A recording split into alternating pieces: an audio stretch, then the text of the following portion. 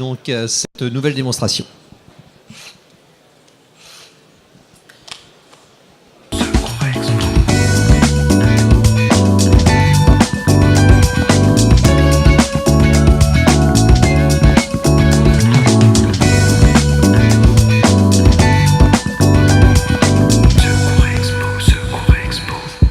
Claire Petit-Boulanger qui est avec nous. Bonjour Claire, ça va ?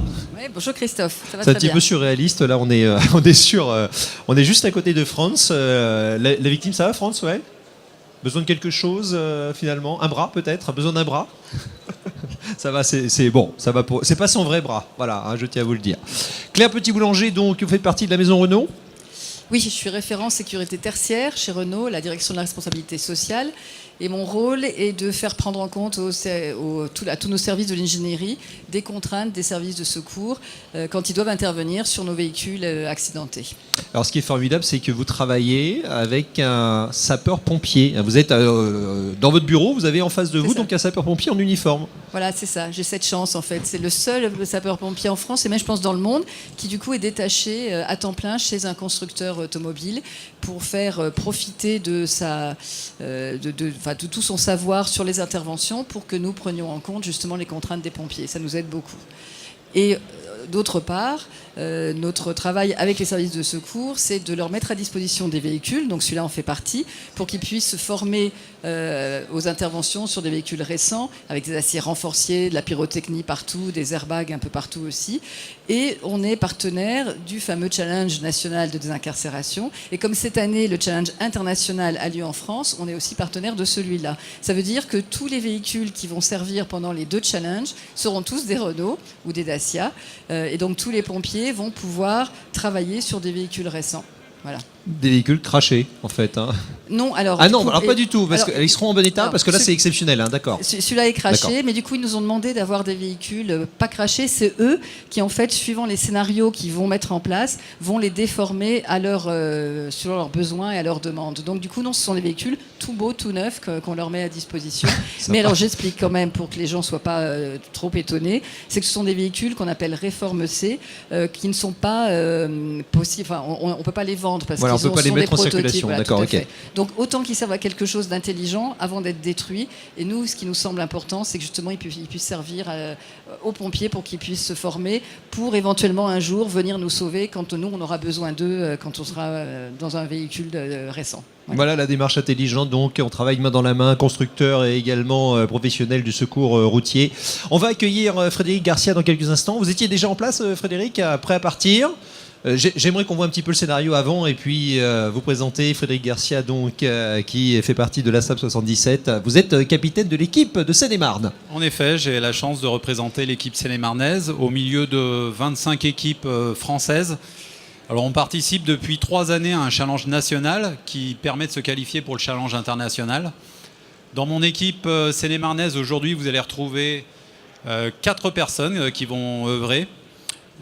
Vous avez également l'équipe du 95. Voilà, le Val d'Oise aussi qui est représenté. Et puis les Yvelines avec Taoutou qui est le responsable de l'équipe du 78 et qui va œuvrer pour cette séquence en tant que chef d'incident. Donc finalement il y a un mélange des départements, c'est plutôt sympa. Oui, la culture en fait de ce challenge, au-delà en fait du côté ludique, c'est surtout de partager de l'information, de voir un petit peu comment chaque département peut opérer afin d'arriver nationalement à avoir les meilleures techniques, la meilleure doctrine de prise en charge des victimes, puisque l'idée c'est d'aller le plus vite possible pour transporter une victime qui serait en état grave, comme la personne qu'on voit au sol, vers un centre hospitalier et une structure de soins adaptée. Oui, on va rajouter quelque chose. Oui, je voudrais juste rajouter un petit mot, c'est qu'on a parlé du coup des pompiers, des voitures sur lesquelles ils doivent intervenir, mais il faut aussi parler du matériel de désincarcération, donc qui est là. Et donc on est ici aussi, c'est vraiment un trinôme indispensable. Donc là, on travaille avec nos amis de Galin et Olmatro qui fournissent le matériel et qui va permettre effectivement aux services de secours de travailler le mieux possible. Oui, voilà. Alors il est bon de le signaler parce que c'est un travail finalement, on le disait, main dans la main donc de chaque acteur en fait du secours secours routier, Voilà. fabricant donc de matériel de désincarcération. Voilà, et puis c'est les également, gros outils. Et du coup, les plus petits, donc Frédéric, je te laisserai expliquer, ce sont nos amis de Milwaukee aussi. On a du coup un stand tous les trois, Oui, qui sont là-bas, tous les voilà, quatre juste ensemble. derrière. Voilà, j'avais oublié de le dire et c'était super important quand même d'en parler. Au niveau du challenge, on va découvrir le scénario de quelques instants et puis après le vivre, hein, c'est le principe. Est-ce qu'on a on va dire des formats différents d'un pays à un autre? Il y a des manières d'intervenir différentes? Oui, en effet, il y a des techniques qui sont utilisées notamment aux États-Unis qui sont un petit peu plus intrusives que ce qu'on essaye de faire en France. Nous, on a tendance à essayer au maximum de démonter le véhicule plutôt que le forcer pour avoir le moins de vibrations possible. On sait que les Américains sont plus friands d'avoir des techniques assez invasives qui sont efficaces, mais malgré tout, on a une sensibilité différente. C'est également lié au type de prise en charge. Les Américains transportent très très vite sur des centres hospitaliers. Nous, on a plutôt tendance à stabiliser les patients avec nos collègues du SAMU et ensuite les transporter dans les meilleures conditions. Le scénario, alors on a 2 victimes, donc on a Franz voilà, qui patiemment donc, a son bras coincé sous la roue avant, et puis nous avons donc Maxime qui est à l'intérieur. Ça va Maxime?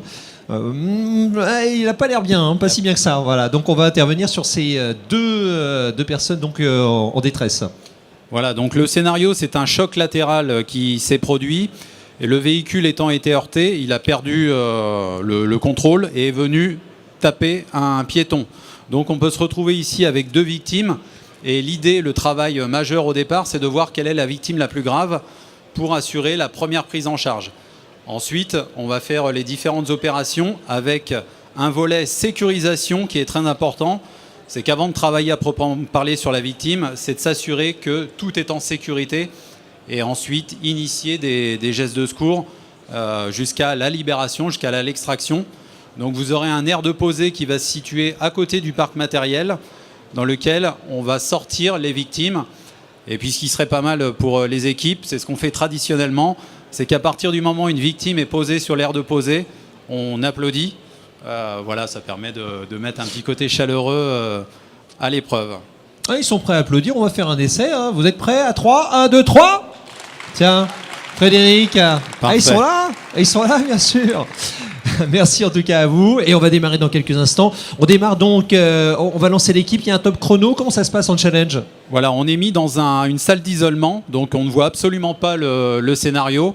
Et au top départ, vous avez le chef d'équipe avec ses 3 équipiers et 2 médics, 2 personnels qui assurent la prise en charge de la victime, qui arrivent, découvrent le scénario. Le chronomètre se lance pour 30 minutes. La première victime, pour marquer le maximum de points, doit être extraite en moins de 15 minutes et ensuite la seconde doit être extraite en moins de 30 minutes. Est-ce qu'il y a des pénalités? Il y a en effet des pénalités. Alors les pénalités majeures, c'est les défauts de sécurité et une mauvaise utilisation des matériels ou un défaut de stratégie, mais également le temps, bien sûr, rentre en jeu, puisque c'est l'objectif final, c'est de transporter les victimes le plus rapidement possible vers un centre hospitalier. Eh bien écoutez, on va démarrer.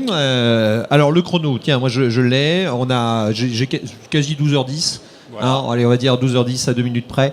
Et donc 30 minutes pour secourir ces 2 victimes. Donc. Voilà, avec le commandement donc, par Taoutou.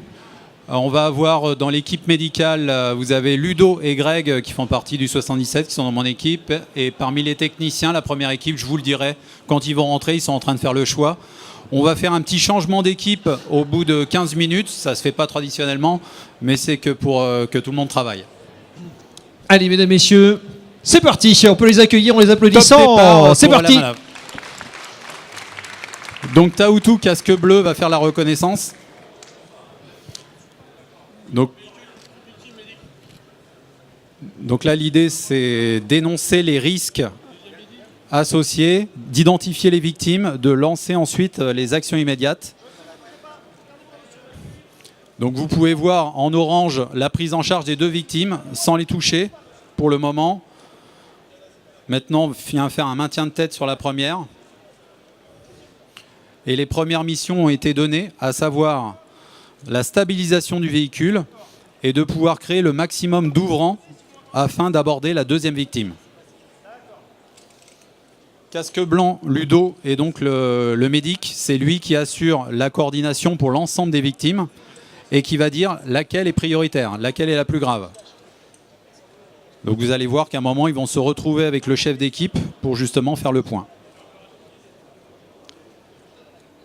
Alors on voit donc que la stabilisation commence à être effectuée. Donc vous avez les petites cales rouges automatiques à compensation, les cales de marque SEC distribuées par le partenaire Galin, qui ont été mis en place. Donc c'est des cales nouveaux modèles qui permettent de relever au fur et à mesure le véhicule automatiquement dès lors qu'on fait une action de levage sur celui-ci.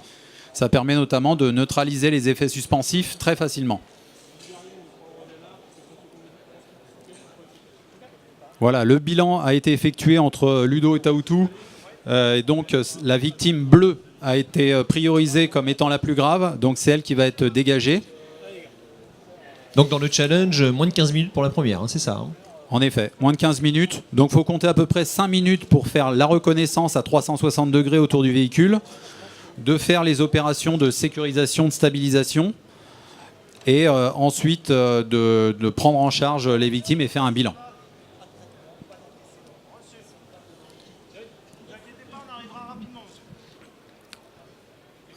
Le briefing. Toujours une communication également avec l'autre victime. Toujours. C'est vraiment je dirais une obligation, hein. Bah là, actuellement, on voit qu'on a un défaut d'accessibilité directe à la victime parce que si on rentre dans le véhicule, on va écraser la deuxième. Donc, on fait une liaison indirecte par l'avant en demandant à la victime de bien regarder dans les yeux en face et de surtout ne pas bouger la tête. Donc, c'est une forme de stabilisation de la tête avec le rachis cervical qui a pu être touché lors d'un choc latéral. Et ça nous permet de maintenir un niveau de sécurité acceptable.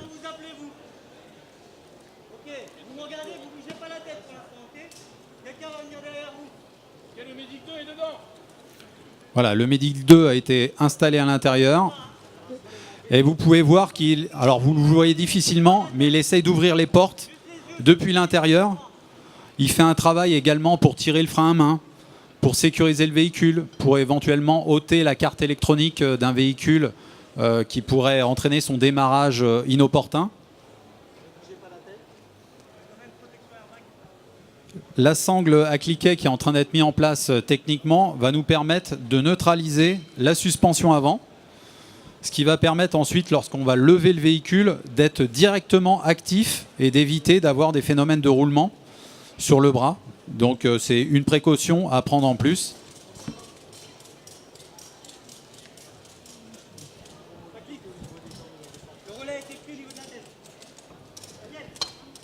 Voilà, le relais de la tête pour la seconde victime a été reprise. Donc on peut dégager notre second technicien pour le mettre à d'autres besognes.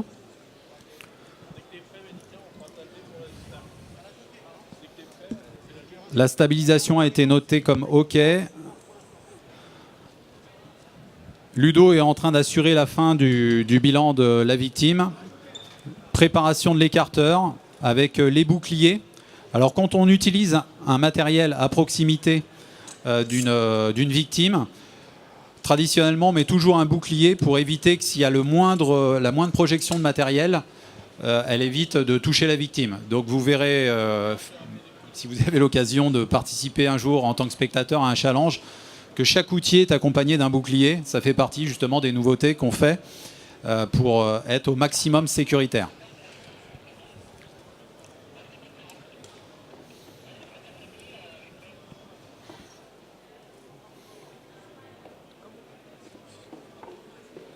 Juste Frédéric, comment on détermine le rôle de chacun? Parce que là, on a l'impression que chacun connaît sa tâche, là. Oui, tout à fait. Donc, alors là, c'est difficile parce qu'au niveau de l'équipe, on a des mélanges de couleurs avec les trois équipes.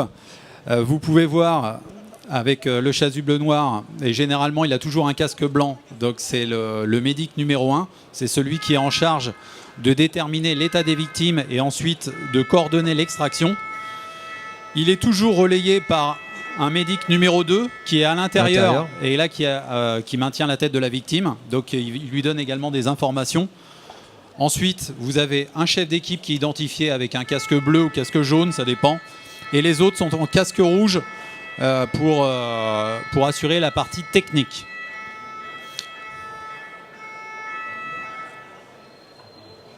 Donc c'est une forme de balai avec 3 équipes, un chef d'équipe, d'accord, qui est en train de faire une opération alors il flash un petit QR code que vous pouvez retrouver et qui est disponible avec les packs accessibilité et sécurité de conduite que vous pouvez avoir lorsque vous achetez un véhicule. Donc il s'agit d'un produit qu'on appelle le Rescue Code et qui vous permet ensuite, pour le chef d'équipe, en le flashant, d'avoir l'ensemble des propriétés du véhicule et d'assurer le maximum de sécurisation. Ça peut être par exemple l'emplacement de la batterie, l'emplacement des points difficiles à couper, l'emplacement des airbags. Ça coûte 10 €.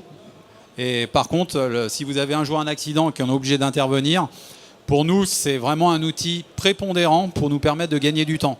Parce que là, Tahoutou, c'est exactement où est la batterie, où sont ces points délicats, les points dangereux, les airbags. Ça nous évitera de dégarnir le véhicule et ainsi de gagner énormément de temps. C'est ce qu'on a vu, Frédéric, hier, en fait, qu'il y a la fiche d'aide donc à la décision, voilà. C'est ça la FAD, et donc on a vraiment les points de résistance. Vous voyez, au lieu de tomber dans l'acier résistant, il vaut mieux aller sur un matériau donc un peu plus souple. On est vraiment là-dessus pour couper. Voilà, exactement, le QR code qui permet d'atterrir sur cette fiche A4, la fiche d'aide à la désincarcération, avec une présentation sommaire du véhicule et ensuite vraiment des points particuliers qui nous permettent de faciliter la désincarcération. Alors maintenant, on arrive dans la technique proprement parlée pour la libération, le piégeage. On va utiliser donc un écarteur Olmatro. Donc c'est une bête très puissante qui va nous permettre de faire des levages et vous pouvez lever absolument n'importe quoi avec ce genre de véhicule. Gros avantage, c'est que vous voyez qu'il y a on arrive à guider le levage très facilement. Les équipes en même temps complètent le calage. Et Tahoutou indique qu'il faut lever encore, ou à un moment s'arrêter, reprendre le calage. Le médic également indique si le niveau de piégeage est encore effectif. Et juge intervient, Frédéric, parce qu'on a utilisé cet outil. Donc Alain, c'est incroyable parce qu'en fait, au niveau du bruit, il n'y a rien. C'est totalement silencieux. Oui, c'est l'avantage là maintenant des nouveaux matériaux électroportatifs, puisqu'avant on travaillait beaucoup, et encore, avec des groupes thermiques et des flexibles. Avec un groupe thermique qu'on essayait de mettre à une dizaine de mètres pour justement ne pas être incommodé par le bruit et pouvoir discuter. Là, je pense que même je les gêne en parlant, puisqu'ils ont besoin en fait de communiquer, d'échanger, forcément. Mais avec ce genre d'outil, en effet, vous entendez, c'est totalement silencieux et ça rentre totalement dans l'action de secours. Il faut bien s'imaginer qu'une victime qui vit ça, si elle entend le moins de bruit anormal, pour elle, ça entraîne du stress supplémentaire. Oui. Alors justement, on a Olivier juste derrière qui fait partie de la maison Gala. J'en profite. Je fais une parenthèse parce que c'est, on va dire, un rôle important. Vous rentrez en action dans la création de ce type d'outils. Vous êtes en travail, on va dire, main dans la main, justement, par rapport au secours routier. Oui, assez régulièrement, on rencontre les SDIS, les chefs d'équipe, et pour développer leurs besoins et apporter des solutions avec le fabricant qui est un peu sur le podium, Pierre Cuny, qui nous aide bien. Eh ben voilà, c'est un travail d'équipe. Vous voyez, donc on a une équipe en train d'intervenir et aussi une équipe au niveau justement de tous ces outils qui vont rentrer en ligne de compte. Pour donner un exemple, vous voyez les étais qui se situent ici, les étais V-Strut d'Olmatro. Donc ces bêtes-là, ça nous sert à caler un véhicule qui est sur le côté ou en déséquilibre total. Il y a encore 5 ans, on utilisait des bastins en bois. Là maintenant, on est passé avec des outils qu'on est capable de mettre en œuvre en moins de 30 secondes. Et ça, c'est la force des constructeurs d'essayer de s'adapter à nos besoins. Et ben voilà, donc on répond aux attentes, aux besoins, et puis une nouvelle fois, c'est ce travail main dans la main. Je parlais tout à l'heure de Renault avec Christophe, en l'occurrence, qui travaille, qui a une mission de 3 ans au sein de Renault pour vraiment valider finalement les nouveaux véhicules. Donc au niveau secours routier, vous voyez, c'est vraiment un travail intelligent. On en est où alors, Frédéric, là? Ça y est, je pense que la première victime est plutôt... La libération de piégeage a été effectuée. Notre victime va être bientôt extraite sur le point de posée. Donc il reste à faire ce qu'on appelle un pont amélioré. Donc vous allez voir la victime qui va être enjambée. On va la soulager de quelques centimètres glisser la planche en bois, le plan dur, sous la victime et ensuite l'emmener. Alors ça pourrait être un brancard, ça pourrait être directement une ambulance. Mais donc ça va symboliser l'arrêt du chrono pour la première victime et la validation de la totalité des points. Au préalable, on voit qu'ils ont sécurisé le véhicule au maximum puisque maintenant il est partiellement instable, donc il faut s'assurer qu'il n'y ait aucun problème. Ludo, qui est ici, va assurer la gestion du relevage, donc c'est son rôle en tant que médic.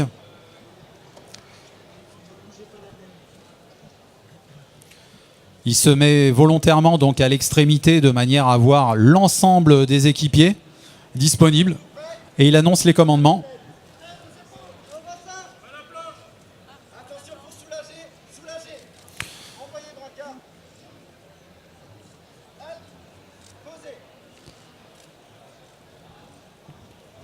Voilà, un beau pont amélioré, bien réalisé. Alors généralement donc on le fait toujours à 4 plus 1 éventuellement pour le matériel complémentaire. Et ça nous permet de garder un plan total, une rectitude pour l'axe de la victime et éviter de la faire gondoler quand on vient la poser sur la planche. On va l'évacuer. Alors maintenant voilà, elle va être transférée sur les 2 cales. Et là, maintenant, je pense que vous pouvez les applaudir. Bravo, c'est le moment. première victime. Félicitations, bravo à l'équipe. Première victime donc sauvée, en tout cas évacuée. Et au niveau du chrono, est-ce qu'on a le respecté? timing. C'est Écoutez, important. non, je regarde un petit peu. Donc on a commencé à 10. On a dit, il était 8 pour tout dire. Je vous ai volé 2 minutes. Il est 21. Voilà, 13 minutes. 13 minutes. Donc on va faire un mercato au niveau des équipes techniques et faire rentrer Pao et Pasto. On est à mi-temps, voilà, quasiment. Ah, Seb et Pasto, oui, pardon. Pao était déjà sur le pit avec Cyril. Voilà, donc ils ont repris la stabilisation et vous allez avoir un nouveau briefing qui va être fait entre la nouvelle équipe technique et le chef d'équipe pour prendre en charge donc notre deuxième victime conductrice. C'est miraculeux, ça y est, Franz s'est guéri, hein, voilà, de son bras. C'est génial. Ouais. Il nous reste une victime, donc la première, Voilà. qui a été maintenue, on rappelle, déjà indirectement par le regard tout à l'heure. Et puis ensuite, on a Voilà. le médic 2, donc. Voilà, le médic 2, Greg, qui est à l'intérieur, donc qui, au préalable, avant de lui maintenir la tête, a fait beaucoup de place. Il a essayé d'ouvrir différents ouvrants. Ça peut être de baisser les vitres, d'ouvrir des portes, reculer des sièges. C'est pour ça qu'on a besoin d'avoir la batterie aussi longtemps à disposition pour pouvoir manipuler et se faire cette place, surtout avec les véhicules de dernière technologie. Alors là, donc, l'opération technique commence. Ils vont bien sûr travailler sur les portes. Donc, au préalable, puisque ça va être une action un petit peu invasive avec des outils lourds, on filme avec un produit présenté par Galin, donc, qui s'appelle le Pacex. On filme les vitrages de manière à ce que si ils viennent à être brisés, il n'y ait pas de projection de matériel, de petits débris à l'intérieur de l'habitacle. Donc c'est plus de l'anticipation et de la sécurisation.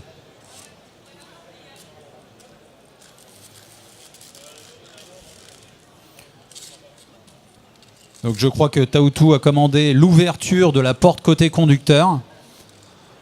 Alors donc il va y avoir 2 plans. Voilà. Arrière. T'as commandé la porte arrière? D'accord, porte arrière. Donc il y a toujours 2 plans qui sont donnés. Il faut s'imaginer que la victime, pour nous, elle peut évoluer.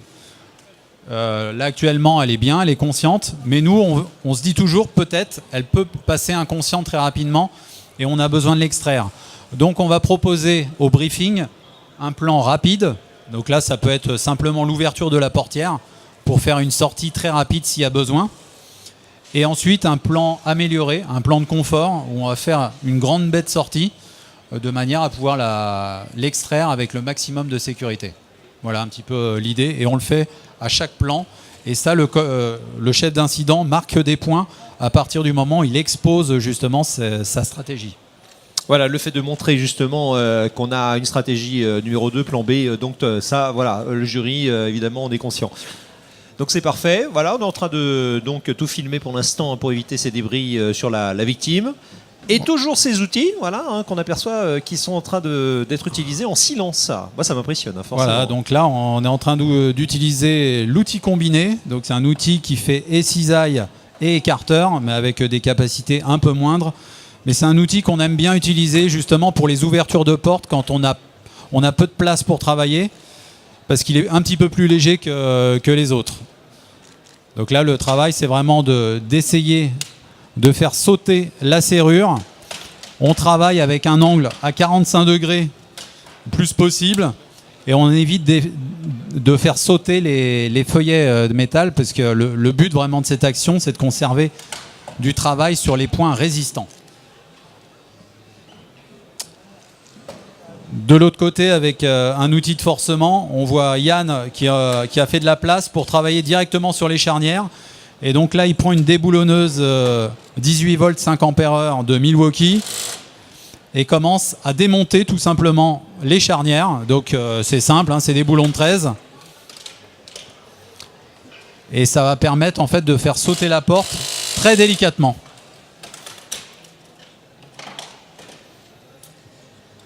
Donc le travail se poursuit. En sécurisation, de l'autre côté, vous pouvez avoir une cisaille qui est amenée également à proximité par le deuxième équipier. Et si on a un petit peu de mal à travailler, on prend la cisaille et on vient couper directement le pin de ceinture. Donc c'est des opérations qui peuvent se faire conjointement. Voilà. C'est d'ailleurs l'option qui est prise, puisqu'a priori il y a un blocage là-dessus. Donc ils vont finir à la cisaille. Voilà, tout le travail est d'anticiper justement. Voilà, toujours ce plan B à chaque fois. Voilà, donc on a toujours un temps d'avance pour gagner du temps. Là, on a du mal, donc à attraper l'écrou, j'imagine. Voilà, donc il y a eu la première qui a sauté, et la seconde on manquait un petit peu d'accès. Donc on a fait un travail avec la Ligan Tool, avec la partie herminette, des rotations pour créer de l'espace. Et maintenant, avec la déboulonneuse, on peut venir retirer le dernier. Alors, a priori, petite difficulté. Bon, je ne vais pas mettre de pression, encore 12 minutes, Frédéric. Là, franchement, ils sont larges. Ils peuvent se permettre d'avoir quelques difficultés. Alors oui, si vous venez de nous rejoindre, merci à vous d'être avec nous une nouvelle fois pour ce, on va dire, challenge type. Il s'agit en fait d'une opération que vous retrouvez au niveau du challenge national et international. Ça va se passer d'ailleurs pour le national, c'est à Avignon au mois de mai. Et nous aurons, c'est formidable parce que ça va être en France, à La Rochelle. Donc ce sera en septembre de cette année. Donc le rendez-vous international, entre autres, je le rappelle, donc c'est le challenge de secours routier. Alors, Frédéric Garcia, donc, qui va participer avec son département, je le rappelle, avec la SAP 77. Là, pour l'instant, on a mélangé, mais chacun, finalement, retrouvera son équipe, c'est ça, lors de ce mois de mai, voilà, donc pour le national. C'est amis aujourd'hui et adversaire, demain on va dire. Adversaire. Voilà. Non, mais là, c'est pas vraiment le cas, puisque c'est des équipes qui sont même amis, avec lesquelles on échange beaucoup sur ce qu'on fait. Il n'y a pas de secret caché. Voilà, bien sûr. De bottes secrètes. Voilà, il n'y a pas de bottes secrètes pour cela. Le but, c'est vraiment de faire travailler et d'améliorer la prise en charge des victimes, mais sur l'ensemble de la France. Nous, on a la chance, en tant qu'équipe, de travailler au plus près avec les constructeurs, d'avoir beaucoup d'épaves à disposition pour s'entraîner, mais il faut aussi travailler pour le quotidien, c'est-à-dire pour les sapeurs-pompiers des casernes, les sapeurs-pompiers. Alors lambda. justement, est-ce que ces challenges ont amené des améliorations au niveau des interventions ? L'outillage, par exemple. Si je prends par exemple mon département, on est en train de révolutionner la doctrine départementale et notamment d'incorporer petit à petit ces techniques de démontage, de double plan d'extraction, d'essayer d'éviter d'avoir des désincarcérations qui durent des fois jusqu'à 2 heures et qui mettent un petit peu en péril les chances de réadaptation de la victime. Donc voilà, là on est dans un plein boom qui se fait d'ailleurs dans la quasi-totalité des SDIS de France, et c'est une belle chose. On peut dire d'ailleurs que c'est la même chose dans l'ensemble des nations, puisque j'ai eu l'occasion d'aller récemment en Jordanie et en Suisse, et dans tous ces pays, il y a une vraie culture pour l'innovation, pour le changement, voilà, en Il y a un servant, bel élan alors. en Voilà. servant des constructeurs, justement par rapport à ça.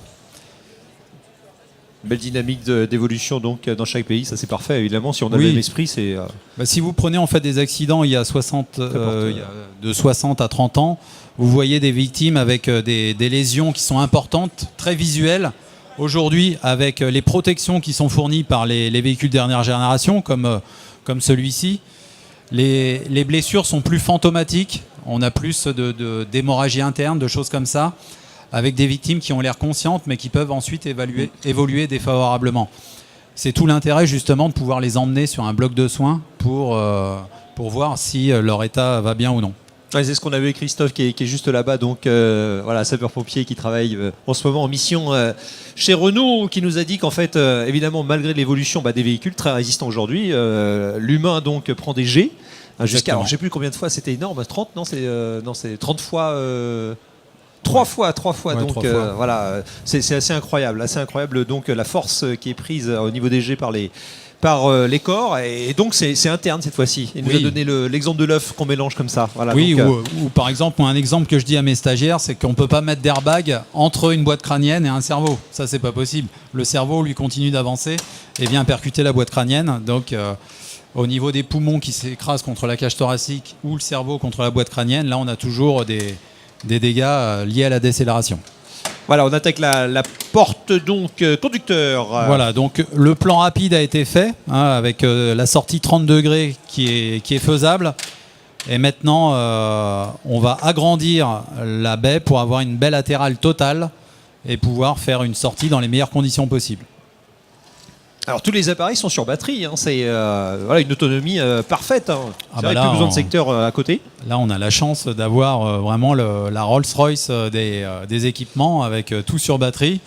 En effet, pas un groupe, pas un flexible, pas de gestion de carburant à effectuer et des batteries qui, en effet, nous permettent de tenir sur une autonomie très bonne pour les actes de désincarcération, environ une demi-heure donc pour faire notre prise en charge. Bon, ça suffit avec ce qu'on a actuellement. Olivier de chez Galin, là au niveau intervention, donc évidemment il faut que ce soit court. On peut avoir une autonomie un peu plus longue.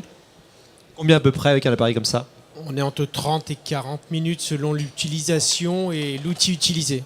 Ça va, voilà, on a vraiment Ouais. le temps d'intervenir. Ouais, voilà, largement même. Voilà, donc la serrure vient de céder. On va pouvoir finir le démontage de la deuxième porte. Alors je pense qu'ils vont reprendre...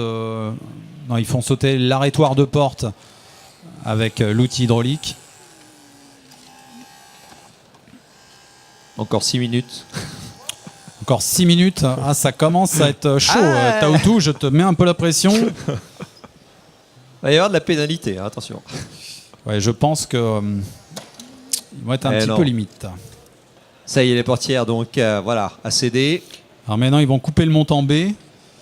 Donc le montant B, c'est le montant central. Nous, on parle comme ça pour les véhicules. Premier montant avant, montant A, montant B, montant C. Donc, ça permet en fait de coordonner et d'exécuter facilement les actions. Si par exemple, je dis que je vais mettre un vérin entre le montant A et le montant B, je sais exactement de quoi on parle. C'est assez facile. Donc là, ils vont utiliser deux outils différents. Alors, le premier, donc la cisaille à 30 degrés Dolmatro pour couper le bas du montant B. Et la scie sabre Dolmatro avec des lames à carbure de tungstène. Donc c'est des lames qu'on a testées justement lors de la fabrication avec notre partenaire Milwaukee, et qui aujourd'hui nous permettent vraiment de couper tout type de matériaux et d'aller assez rapidement. Vous êtes sollicité, les sapeurs-pompiers, par justement les marques comme Olmatro, Galin, Milwaukee, pour tester le matériel, les nouveautés? Oui, de toute façon, c'est forcément un travail en coopération, que ce soit eux qui nous demandent ou même nous qui demandions. On essaye toujours d'être dans l'amélioration, parce que ce genre de petit outil, malheureusement, heureusement pour les gens, malheureusement pour nos compétences techniques, on ne l'utilise pas tous les jours. Heureusement, il n'y a pas tous les jours des accidents de la route avec des désincarcérations. Ah oui, c'est efficace. Ah oui, oui.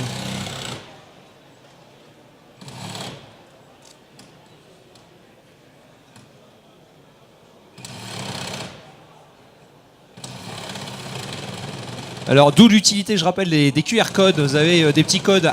Alors à l'avant, mais des fois c'est souvent par deux, hein, à l'avant, à l'arrière. Donc vous avez en fait toute la fiche donc de prise à la décision, c'est-à-dire en fait la fiche technique au niveau résistance, au niveau matériaux de la voiture. Et d'ailleurs, ce sont les sapeurs-pompiers hein, finalement qui valident hein, ces fiches. Exactement. Et donc ça permet, en scannant, d'avoir l'ensemble sur votre modèle, donc des points importants, le réservoir, la batterie, tous les éléments donc clés pour l'intervention au niveau secours routier. Donc c'est vraiment important d'avoir ces petits QR codes qui prennent vraiment très peu de place et qui peuvent vraiment sauver des vies. Bah là, par exemple, vous pouvez avoir un airbag au niveau du rideau, donc sur le rail de toit, sur la partie haute.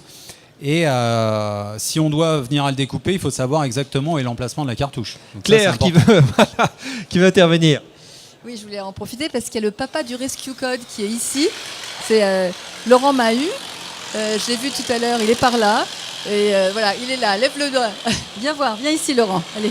Et donc du coup, voilà, on a travaillé ensemble avec Laurent et avec les pompiers du SDIS 44 pour mettre en place ce fameux Rescue Code. Et on est super fiers parce que maintenant, ça prend un développement important aussi bien en France qu'à l'étranger. Beaucoup de pompiers ont téléchargé l'application qui est gratuite. Et je rappelle du coup à tous les pompiers qui sont ici, téléchargez cette application qui s'appelle Rescue Code. Vous aurez de façon gratuite toutes les fiches de la décision à disposition immédiatement sur intervention.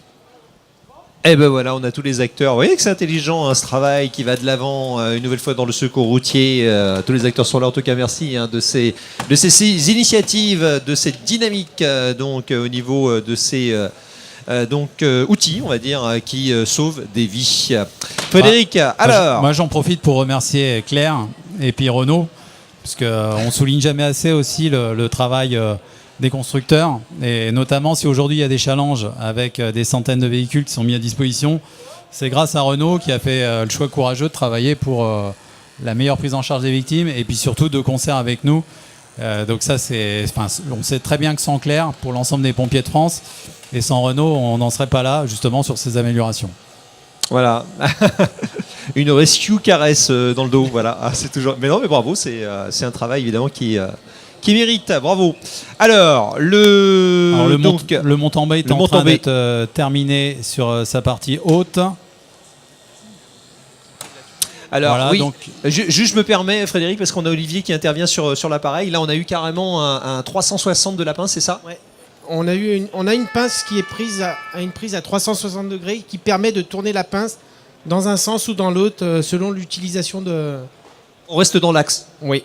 On n'a pas besoin de tourner ou vraiment d'avoir des positions délicates. Là, vous avez vraiment un outil qui va s'adapter finalement à l'utilisation. On va le montrer tout de suite. Alors, tu vas me tendre le micro. Là, si par exemple je veux couper à un point haut sur le ciel de toit, vous voyez que directement en mettant comme ça, la pince est orientée pour couper parfaitement. Alors que sinon, au préalable, sur les anciens outils, j'aurais été obligé de le monter à hauteur d'épaule et donc de suer, transpirer, et faire un travail conséquent. Un travail de force, ouais. Voilà, que j'aurais pas pu maintenir pendant 20 minutes. Ce qu'on a sur notre stand, on a les deux mêmes pinces avec une pince à 30 degrés et une pince droite. Et ben voilà, comme ça on peut tester hein, sur place. Donc juste derrière la place centrale. Voilà, donc les protections ont été mises en place sur les moignons au niveau du montant B. Ils sont en train de faire un travail rapide pour pousser le siège de manière à avoir le maximum d'espace. Alors c'est le problème justement des sièges électriques. C'est qu'avant les sièges manuels, on pouvait les baisser tout seul. Et sur ce véhicule-là qu'on considère accidenté, la batterie n'est plus à disposition. Sinon on aurait baissé les sièges au préalable. Mais là on n'a pas de batterie. Donc il faut faire cette opération supplémentaire. Je pense que d'ailleurs c'est ce qui va leur coûter la victoire. Voilà, exactement. Pour l'instant, on en est pile à 30 minutes, donc on est vraiment dans les temps qui nous sont impartis. On va dépasser un tout petit peu. Alors, c'est combien de minutes de pénalité en fait par minute dépassée? Il y a un barème ou pas?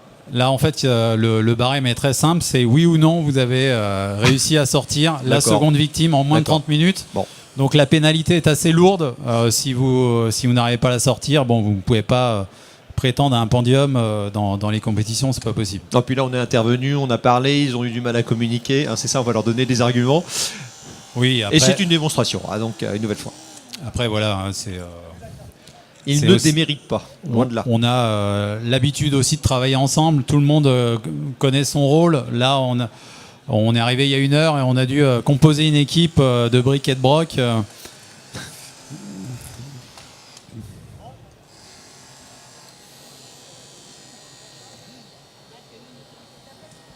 Alors après, vous avez aussi des possibilités dans la compétition en fait, de passer par la sortie rapide quand on voit qu'on est un petit peu trop court en temps. C'est des astuces qu'on vient mettre en place. Par exemple, si vous arrivez à mettre la victime sur le plan dur avant la fin du chrono, juste le fait de la mettre, pour les jurys, vous avez initié une sortie et donc vous marquez quelques points. D'accord. Donc ça, c'est des choses que je pense l'équipe, si elle sent que ça va être trop court au niveau du temps, elle va mettre au moins le plan dur Ouais, ils vont peut-être faire dans ça, le dos de la d'ailleurs. victime. Voilà. Donc là, la sortie va être faite. Donc les ceinturons sont posés. Les équipes se mettent en gants latex. Alors Ludo, c'est quoi en latex? C'est là, les petits gants bleus. Ah oui, d'accord, ok. Les petits Ok, gants merci. hygiéniques, puisqu'on ne peut pas travailler avec des gants techniques sur une victime. Ça serait pas terrible. Et donc là, Ludo va reprendre la sortie. Et voilà. Extraction en 2 temps. Alors là, ils se sont mis en mode, on accélère un petit peu pour essayer de tenir les temps, mais je crois que les gars, c'est trop tard. Bon, j'espère que vous allez les applaudir quand même. Hein. Ouais, je pense aussi. Attention, on va attendre quand même que la victime soit posée. Mesdames, messieurs, 2e victime sauvée. Bravo. Voilà, bravo les gars. Bravo, félicitations, belle démonstration. Et non, ne bougez pas, Maxime. Juste, venez avec moi parce que j'aimerais avoir les ressentis de la victime. Bien évidemment, on va voir un petit peu. Maxime, alors, vous étiez à l'intérieur depuis le début. Alors, quels sont les ressentis par rapport à cette intervention? Bah écoutez, je vous le souhaite pas du tout. Mais On va se déplacer un tout petit peu parce que là on l'arsène un petit peu. Ouais, donc évidemment c'est pas souhaité, mais vous avez senti être pris en charge dès le début? oui, tout à fait, les pompiers sont à l'écoute des victimes, c'est ça qui est appréciable. Et puis du coup, ils sont très professionnels, ils nous rassurent tout de suite. Et puis bon, après, on sent que ça travaille autour de nous, on se pose des questions, on a un petit peu peur pour soi, mais ils anticipent les peurs, donc c'est super. Voilà, et on vous prévient qu'il va y avoir telle ou telle étape, j'imagine. Oui, c'est ça, en fait, chaque étape est décomposée, expliquée, donc tout de suite, on est mis en sécurité. Et donc, on s'inquiète forcément, même dans le cadre d'un exercice, mais au final, on est là. Merci Maxime, France n'est pas très loin. Toute l'équipe, venez devant, voilà, donc devant la voiture. Mesdames, messieurs, vous pouvez encore bien sûr féliciter l'ensemble de l'équipe, bravo.